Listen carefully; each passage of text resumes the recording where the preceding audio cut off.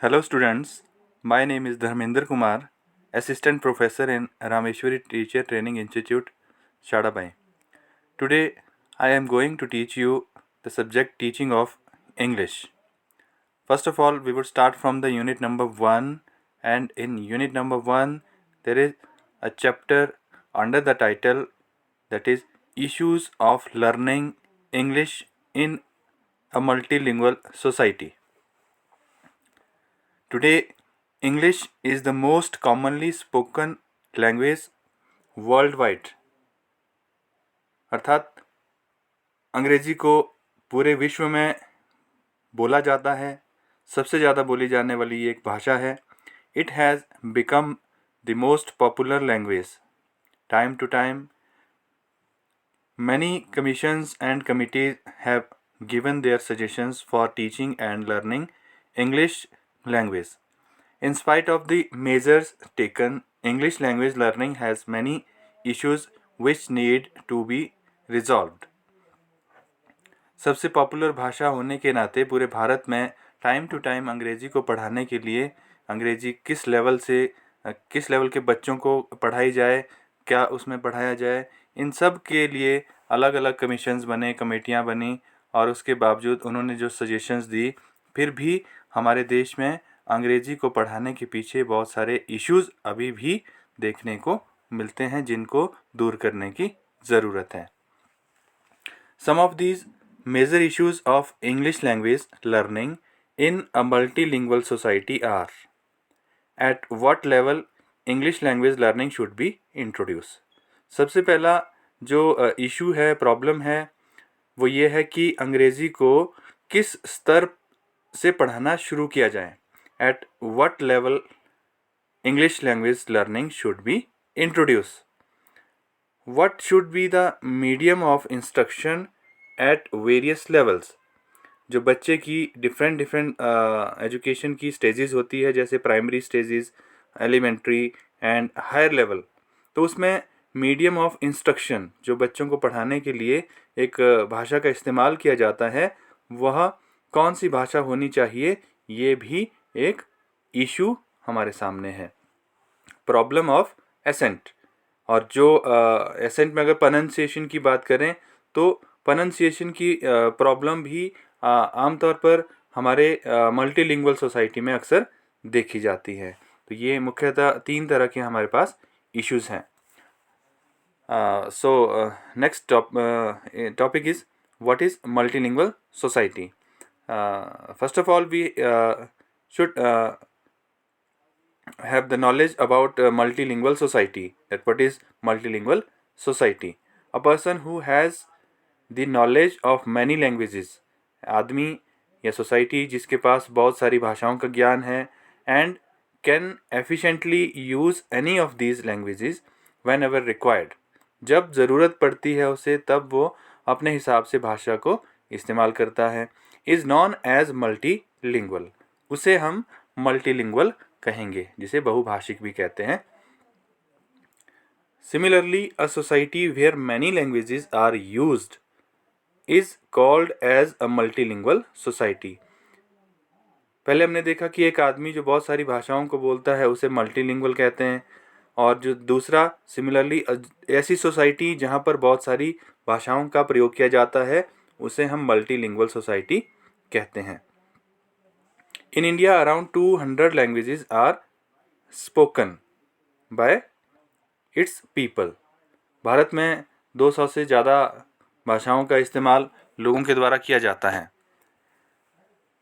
So let's discuss about issues of learning English in a multilingual society. Issue of medium of instruction.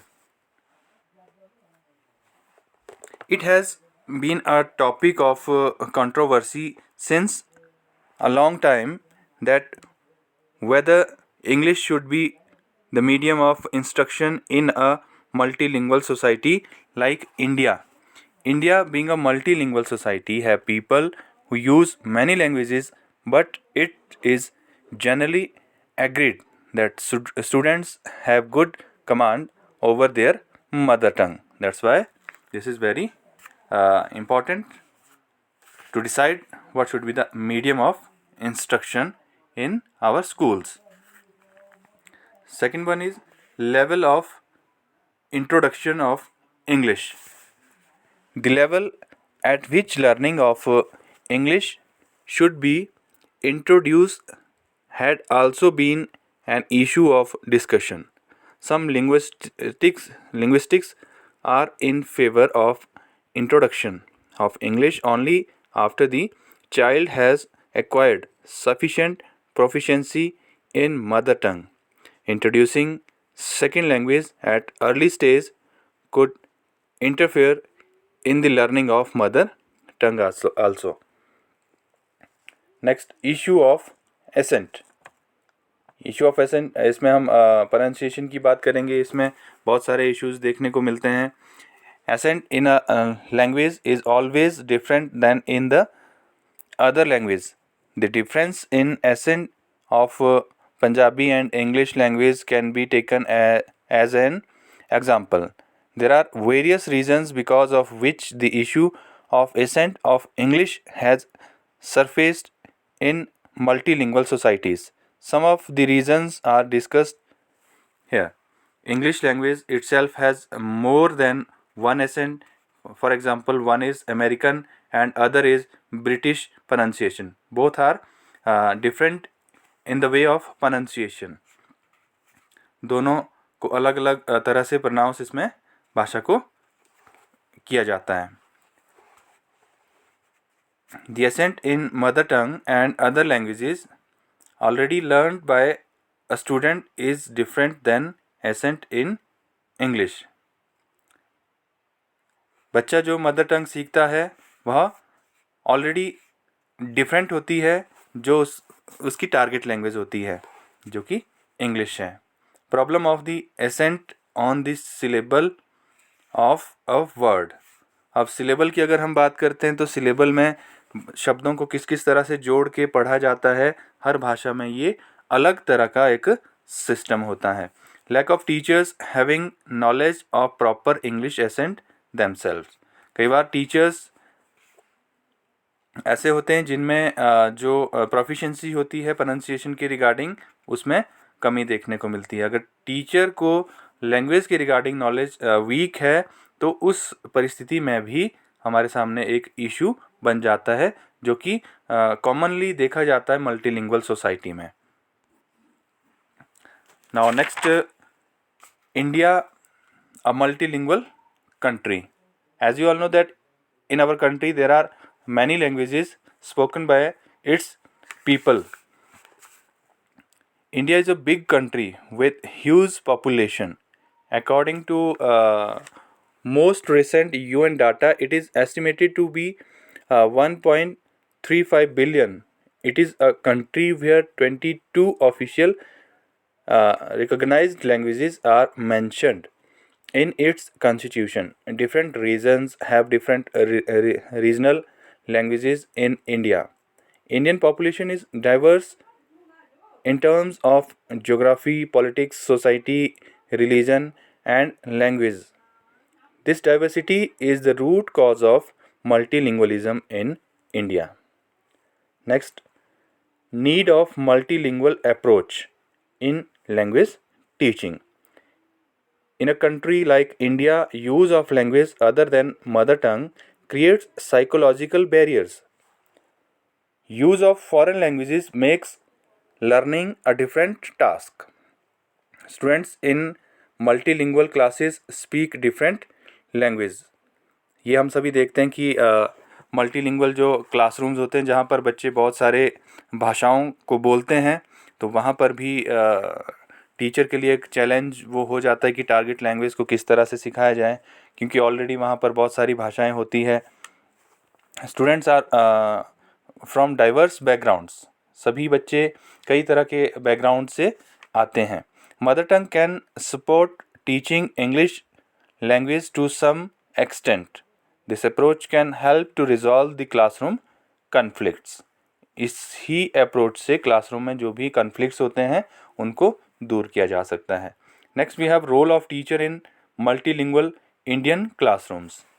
Multilingual classroom में एक teacher का role क्या होना चाहिए या कैसा होता है, इसके बारे में अब हम डिस्कस करते हैं।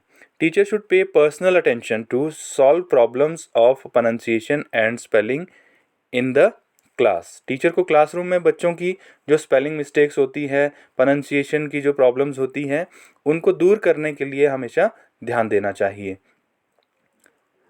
Teacher should follow suitable methods and setting of classrooms for addressing the needs of multilingual students। अब टीचर को क्लासरूम में जो बच्चे हैं उनके अकॉर्डिंग उनको जो सूटेबल लगे इस तरह के मेथड्स का इस्तेमाल करना चाहिए ताकि उनको लर्निंग के रिगार्डिंग उनकी अंडरस्टैंडिंग को बेटर बनाया जा सके। Teacher can consult fellow teachers in solving the problems. जो फेलो टीचर्स होते हैं उनके साथ उनको कंसल्ट करना चाहिए ताकि वो बच्चों की प्रॉब्लम्स को दूर कर सके। Teacher can make use of group activities from homogeneous group, prepare multilingual materials, use example from different languages, and provide opportunities to students for practicing content in mother tongue as well as in English। बच्चों को मौका देना चाहिए group discussion करने का, उनको किसी topic को अपनी भाषा में समझने का, ताकि वो टारगेट लैंग्वेज को आसानी से सीख सकें। Teacher can invite students for group discussion.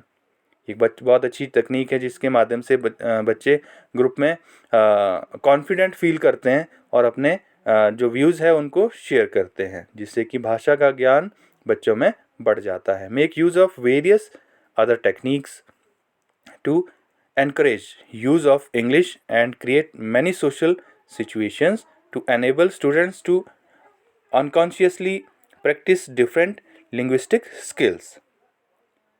तो इस तरह से हम अपने जो भी एक टीचर का रोल है उसको डिसाइड कर सकते हैं कि किस तरह से मल्टीलिंगुअल सोसाइटी में जो क्लासरूम्स होते हैं, डिफरेंट बैकग्राउंड से बच्चे आते हैं, उनको किस तरह से हम अच्छी टेक्निक्स के माध्यम से, टीचिंग एड्स के माध्यम से, टीचिंग मेथड्स के माध्यम से उनमें लैंग्वेज स्किल्स को इम्प्रूव कर सकें। So that's all about today. Thank you.